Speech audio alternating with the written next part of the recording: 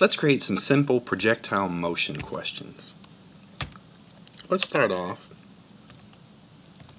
by just entering the number 1 in case we want a lot of questions.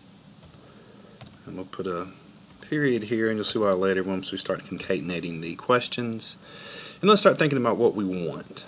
So we're going to throw something up in the air at a certain angle with a certain velocity or speed, however you want to look at it, and then we'll figure out how long it's in the air, how high it goes, how far it goes, and different information about the projectile.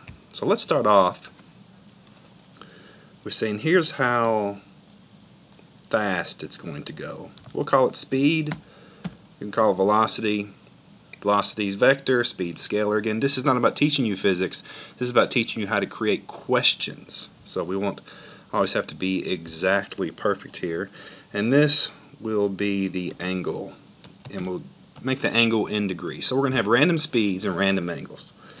So the speed, let's just say it's a random number between 10 and 120 meters per second. We'll put the units on there later.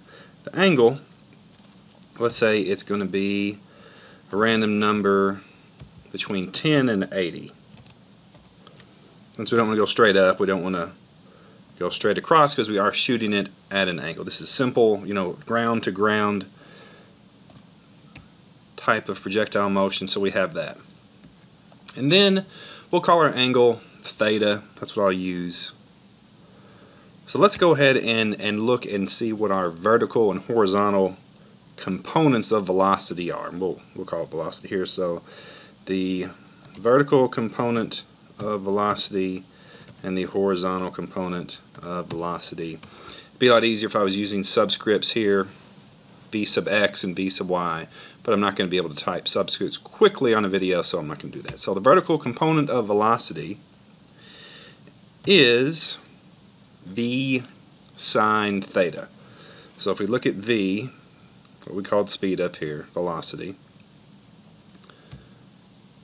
times sine of the angle theta. One thing you have to know is that Excel likes numbers in radians. So we'll do the radian value of that angle and take the sine of it, and that will be the vertical component of the velocity. The horizontal component of velocity will just be the cosine of that. So we will just copy and paste right down here. We'll copy and paste the formula and change that to cosine of the angle. And see if this makes sense. So let's get another, at 73 degrees, which is pretty far up, the vertical component of velocity will be much more than the horizontal component of velocity. And so, okay, but does this make sense? Well, let's just see. So the vertical component of velocity squared plus the horizontal component of velocity squared should be the speed squared. So let's just check this just to make sure. Alright, so we're going to take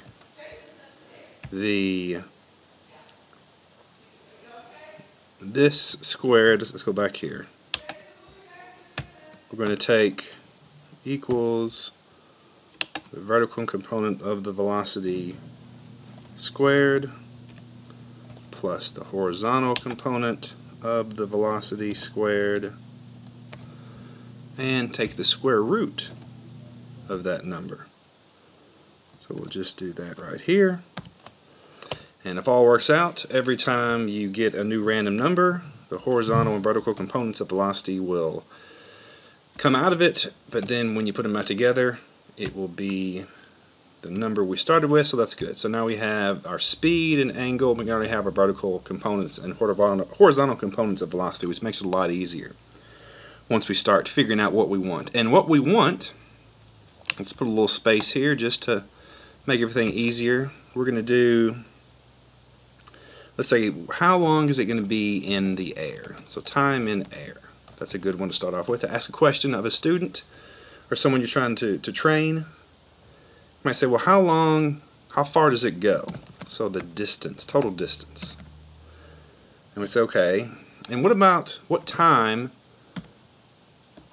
see, till top. How long does it take until it gets to the top, the highest point? And then what is the highest point? Okay, so let's look at all these. So the time in the air. So some of the equations we're always going to look at. Again, this isn't to teach you physics, but I am going to try to go through it to talk myself through it as well. So the position equals the initial position. Remember, I'm not using subscripts. Plus the initial velocity times time plus 1/2 times the acceleration times time squared.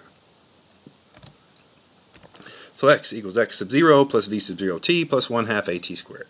If you teach physics, you always remember this formula. Really easy to do. So we're going to say, okay, the time in the air is going to be time, and it starts off at 0 and ends at 0. So if we're wanting the time in the air, and I know this doesn't really change anything, so really the y value is going to be the initial y position plus the vertical component of velocity times time plus 1/2 the vertical component of acceleration times time squared. So the vertical component of acceleration is negative 9.8 meters per second down, and the initial vertical component of velocity is going to be right here. So we have this right here. So we're going to say, okay, the time in the air, we're going to have to solve for time. So y is going to be 0. That's what we're looking for. When is y 0? It's going to start at 0, go up, and go back down over here. So up and down. So y is 0. So we have 0 equals 0 plus the vertical component of velocity plus 1/2 a, which is really 1/2 times 9.8, so negative 9.8, so minus 4.9 t squared. And you noticed I missed a t after this first vertical component of velocity. So here's our equation. So you run through the numbers and you say, okay, t is either equal to 0, which is obvious because at t equals 0 it starts, or t equals, and if you look at this, you're going to get v sub 0 minus 4.9 t. So then you move, let's say v sub 0 over here, and it becomes negative v sub 0, and you divide by negative 4.9. So t is equal to v sub 0 divided by 4.9. And hopefully that makes sense if we're walking through it. So the time in the air, and the time in the air is saying how long is it in the air. Is it in the air 0 seconds? Sure, it started off at 0. But you're asking your students how long is it in the air total. So we're going to say it is the vertical component of velocity divided by 4.9. So time in air equals the vertical velocity divided by 4.9. And hopefully that makes sense. If we make a mistake, we can always easily fix it. And then the distance. We're saying, okay, if it's in the air this long, how far does it go? And the easy thing about the x distance is that you're trying to see how far it goes, and the initial, we're looking at here, I'm just making it x, the initial position is going to be 0. The initial velocity is going to be right here, the horizontal velocity, so plus v sub 0, of course it's the other component of velocity, plus the acceleration in the horizontal direction, and we're excluding friction due to air resistance, so it's going to be 0. So this makes it really easy. the distance is the horizontal component of velocity times time. Of course, I missed the time up here, so we'll put it back.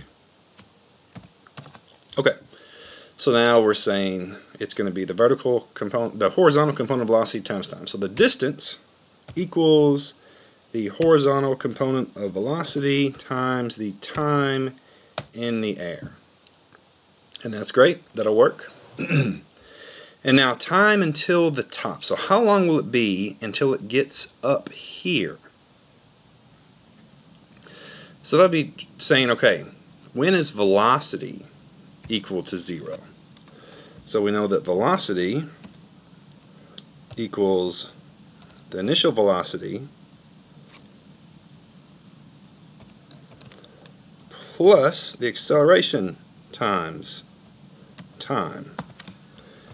V equals V sub 0 plus AT. And again, you're not teaching a physics class to say you just differentiate. We're not doing that. We're just saying, look, this is the formula. We're going to use it. So we're looking at when velocity equals 0. You have the initial velocity. You're wanting to know when the velocity is 0. So 0 equals the initial velocity in the vertical direction, which we will have. And of course, we could always write y0. We can write it any way we want, because it's not going to be the correct way because I'm not using subscripts. The initial velocity in the vertical direction plus, but it's going to be minus 9.8 meters per second squared times time. So minus 9.8 t. And we know what the time is, so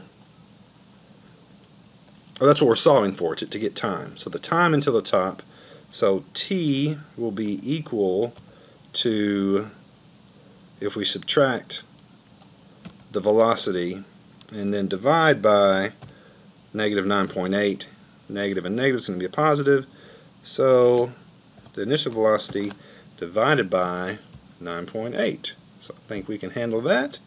So the time until the top will be equal to the initial velocity in the vertical direction divided by 9.8. Let's see if that makes sense. If it's in the air a total of 6.26 seconds, it's going to be up at the top, since we're going from ground position to ground position, in half that time. We're negating air resistance on here. So, no problem there. And now the time until the top, we have this. Now what's the top height? Lots of different ways, lots of easier ways to do this. When we're not worried about teaching students the easiest way to do this, you're teaching your students the easiest way to do this. I'm just showing you how to create the questions to go along with it. Then you tell them how you want them to solve it. So to get to the top height, we can say, okay, let's go back to this equation and say we have y is what we're solving for, is going to be y sub 0. We'll just put it right here, or right over here, because we're going to erase all this anyway when we start multiplying or duplicating the question. So y is what we're looking for. It's already on the left side of the equal sign, so that makes it really easy. The initial y position plus the vertical component of velocity. We can do this if you want. It doesn't make any difference. Times time, and we have time right here. We have time solved right there. And of course, whenever I move around, type and then move around, it changes all these numbers. But you know, this is still working out. So the vertical component of velocity times time, and then we have plus, which is still going to be minus 4.9 times time squared. Okay, so now we're just going to plug that right in. It's going to be equal to 0, which we're not going to put in there. The vertical component of velocity multiplied by time, if it's to the top, minus 4.9 times time squared. You might think, oh, why doesn't he just put times squared? I didn't want to. I wanted to put h3 times h3. So if you look at that, it goes up 147 meters, goes out 238 meters. It's in the air for 11 seconds, and about 5.5 seconds it gets to the top. Does this make sense? Because the whole point is, if I made a little error, it's not going to work. And say, well, how do we check this? Well, there's all kinds of ways to check it. You can just go online and check it if you want. We can say, okay, here's a projectile motion calculator. Let's see if this is one we want. Sure, this will work. So we'll bring this over here, bring this over here, and then we have, okay, a speed of 58 and an angle of 68 degrees. So we go 147.55 meters top. We go a total of 238.45 meters. This is looking good. And we're in the air of total of 10.98 seconds. So very good. So we have everything checked out. We can go through a few more, but it's going to be correct. So how do we duplicate this? And how do we make a question about it? That's what we're wanting to do. So we'll erase our work here. We don't need it anymore. And the whole point was, again, not to teach the physics behind it, but to teach you how to create questions about it. You get your equations correct. It's a whole lot easier to do on paper. And then check your equations to make sure they're making sense. And then you'll still check them again once you duplicate them. But let's write a question about it. So we're just going to do basic fill-in-the-blank questions. And let's see here. We're going to put this back full screen and this back full screen. Okay, so we're going to concatenate. This is a term you'll get very used to when creating questions. Concatenate this number 1, but first we're going to call blank.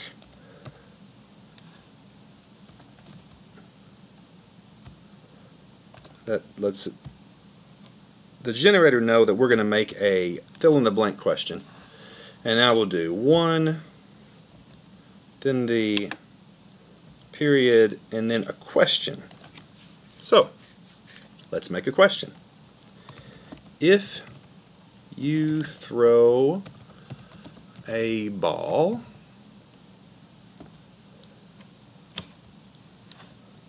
and we'll start with the speed first, the velocity.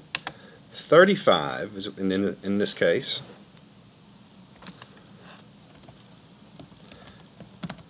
Meters per second at an angle of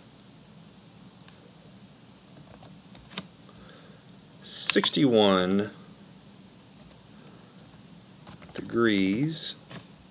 Make sure we have our, again, I'm not teaching you everything about exactly how to write all these, about all the spaces and the quotation marks. Well, you get used to that. Again, you're going to have this file for free anyway, and the resulting file from Blackboard Quiz Generator, and the resulting PDF from making a worksheet. So that'll be easy, and you can look through all of this. So at an angle of 61 degrees, we'll say from the ground, to the ground, from the ground. Again, you can change this very easily. 60 degrees from the ground. Let's just stop with this for a little bit and just look at it. Make sure it's okay. If you throw a ball, let's make this a little bit bigger and wrap this text, even though it messes this up, that's going to be just fine. If you throw a ball 116 meters per second at an angle of 17 degrees from the ground, then what are we going to say? Well,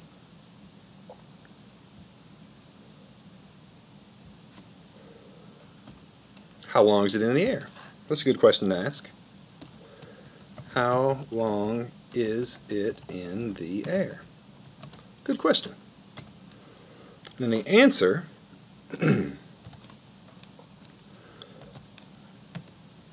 in different generators like them formatted different ways, but we're just going to do this.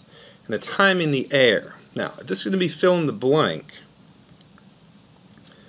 we don't need to have this on there, because that's just mean. If we look at it, you need to concatenate this.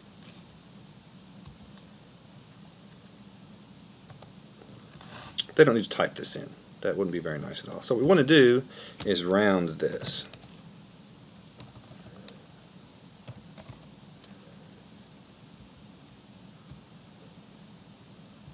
To the tenths position.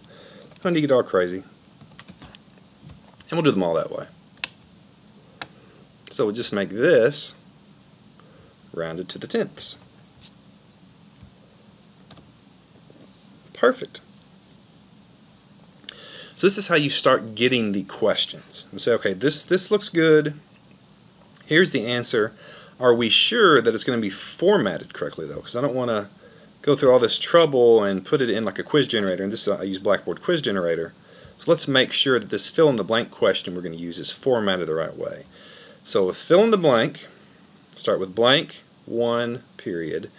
And then you have this, and you have your A and period. I think a closed parenthesis will work, but it's no big deal. We will just change it to make sure it's perfect, just the way they want right here. Okay. So how long is it in the air? Right there. And so okay, let's do a lot of these, but let's ask a different question. So I just duplicated everything down. Instead of asking how long is it in the air, we say how far does it go?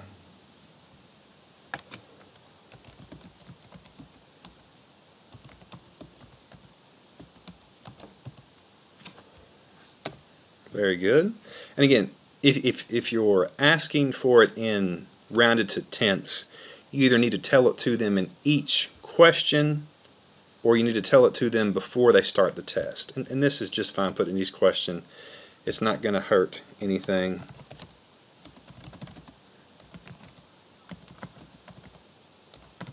Round to the nearest tenth. Period. Does that look good?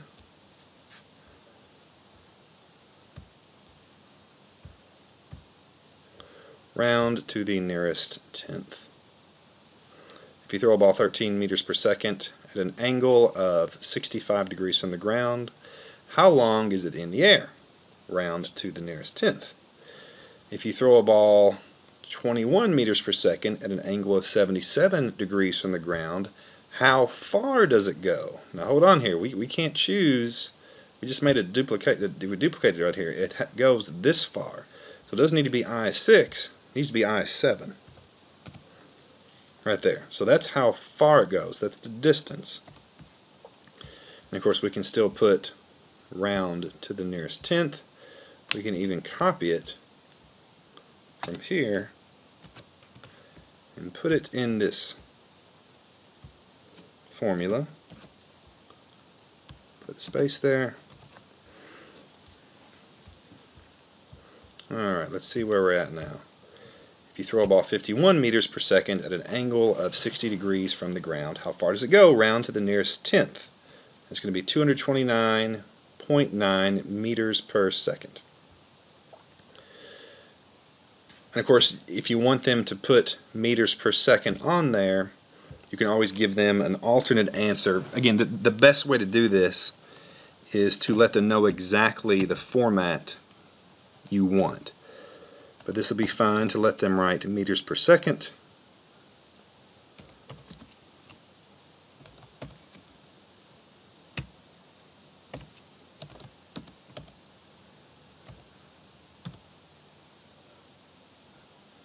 Alright, so they can write 3.2 or 3.2 meters per second. Now if they start writing 3.2 and add two spaces in meters per second, or a space between the meter, the M, and the division symbol, it's going to mess up. So again, the best way is to tell them exactly how you want them to answer it if you're doing this for an automatically graded quiz.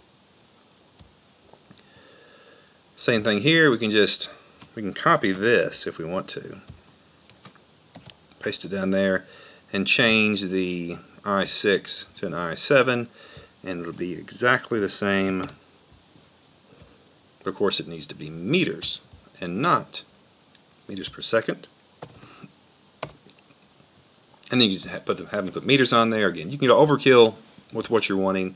So you want to tell them exactly how they need to answer the questions. So we have this one.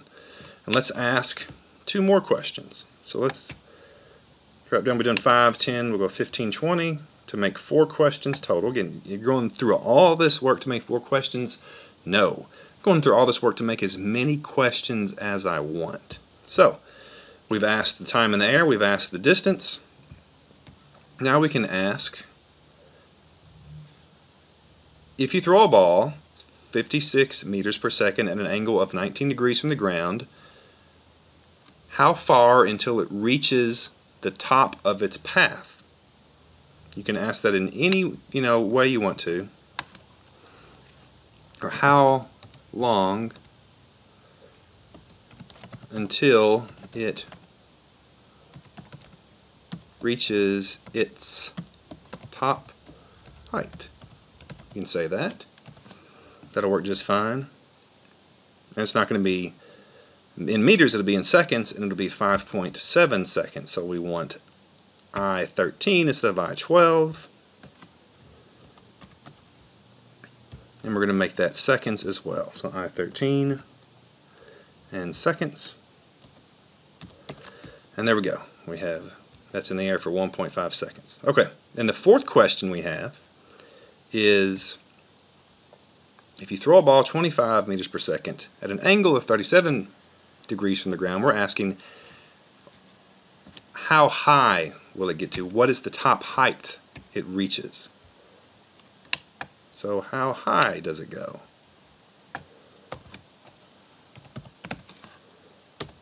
And we know that it goes 19.9 right here. So instead of I-17 here, we're going to put, let's see if we're doing it right here. Yeah, that's right. Okay, so I-17 will have I-19. Just need to drop 2 down. You can select it if you want to. And it's going to be meters again. And again, just going through this really quickly, you might make a couple mistakes that you have to go back and fix later. But just looking through there, how long is it in the air? That's going to be seconds. So I made that mistake. No big deal. Right there. Seconds. And put that space right back in there. And then how far does it go in meters? How long until it reaches the top height in seconds? And how high does it go in meters? So here we have 4 questions, and the best thing about this is that once you get them done, you can just select over them and make as many as you want. Let's say you want a pool of 100 questions. So you need 25 more of these. So we'll go down.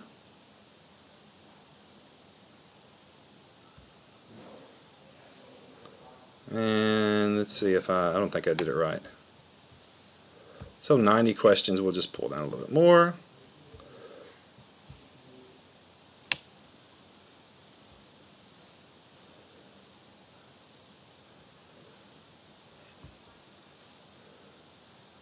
If you pull down too much and you say, I really don't want that many questions, no big deal. You just delete them. You don't have to select them if you don't want to. So we have all of these fill-in-the-blank questions that we're going to put into the Blackboard quiz generator. And you're saying, well, I don't want to use the Blackboard quiz generator. That's fine. Just bear with me for a second. So we're going to take these. So we like the way this is looking, and put it in the Blackboard quiz generator.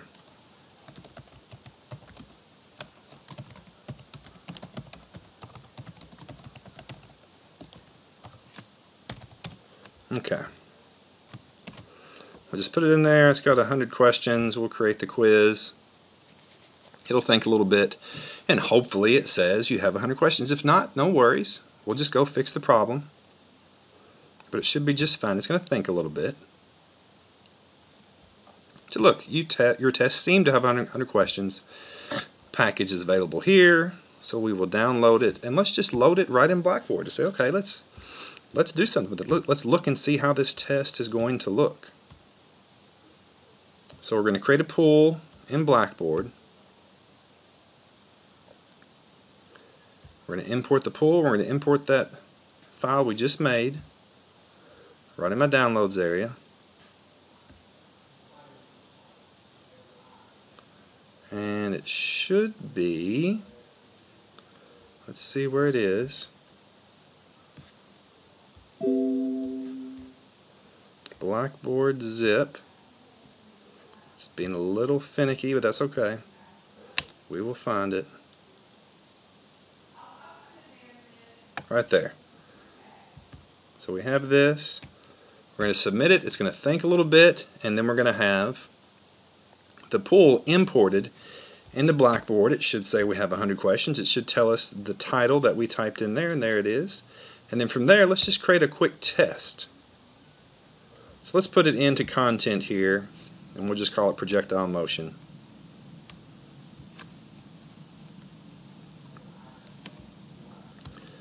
So we're going to create the test from the pool we just created, and we'll call it projectile motion 1.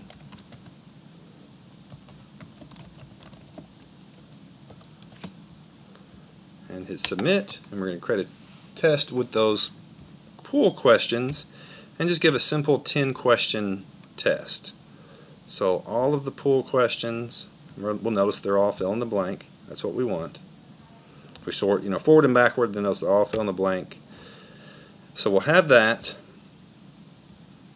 and then we're going to say we want 10 questions to display. And we'll make them all worth a point apiece. And if you're not using Blackboard, this doesn't make a whole lot of sense. That's no big deal. It works similarly with any course management system. And then let's open it up in a new window, make the link available, allow multiple attempts, make sure they're seeing their highest grade, and show them how they did after they take the test. Give it to them all at once. And there's no need to randomize the questions because it's a random pool to begin with. So projectile motion, let's just take a look at it, and we should see 10 good questions that show up, and it's asking us to solve them right here. If you throw a ball 28 meters per second at an angle of 60 degrees from the ground, how long until it reaches its top height? And of course, if you go through here, if you see a horrible misspelling, even a minor error, no problem. You have 4 original questions here, and these are all duplicates, all the way down to the 500th row here. These don't matter. You just delete them all. And if you make big errors, you just change them here. If you made a big error over here, you can change them and then copy them down. If you made simple errors over here, you misspelled 10th or something, you just go back and fix it, and then you redo it all. It's no big deal. You just go back into the pool, add a new pool, you go back into the test, and replace that pool with a new pool. If you've come up with an error and you have a bunch of students that's already taken a test, again, it's a little bit iffier to fix, but it's still not that big of a deal. And then if you say, okay, I don't want to use Blackboard, I like your Excel file and I want to use it, but I really don't know, I really don't want to, I just want to print it out. And say, okay, that's fine. So let's make a new sheet and just say, okay, this is equal to this. And but I really don't want this part of it. So let's think for a second. Okay, what are we going to do? Well, I can do this. We can have all of this. You can put it over here even.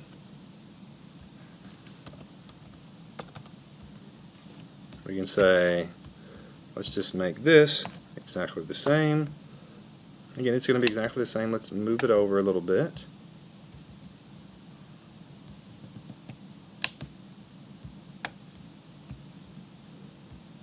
Perfect. And let's just take out the blank and the period and the number. If you throw a ball 72 meters per second, so that's what you want, and you just want to copy this all the way down. We have to do the 4 of them, which is no big deal. not going to take too long. You want to make sure to get them all correct. And you can see that the deeper you get into all of these edits, the more complicated it's going to be to fix something if you find an error. It's not a big deal if you find an error, but it's going to be a little more complicated to fix it.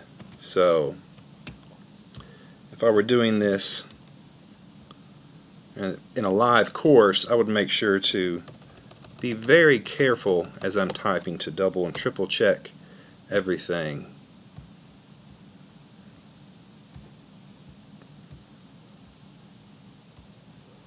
Undo that merge in center, but that's okay. Not going to change anything. Alright, here's the fourth blank.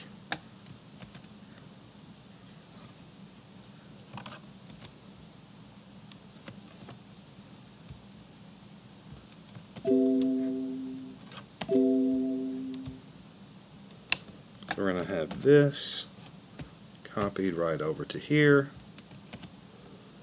and take out the blank and the number and the period, and there we have it. It's wrap text instead of merge the center, like I made that mistake there. Okay, here we go, and we just want all of these to go down for a while.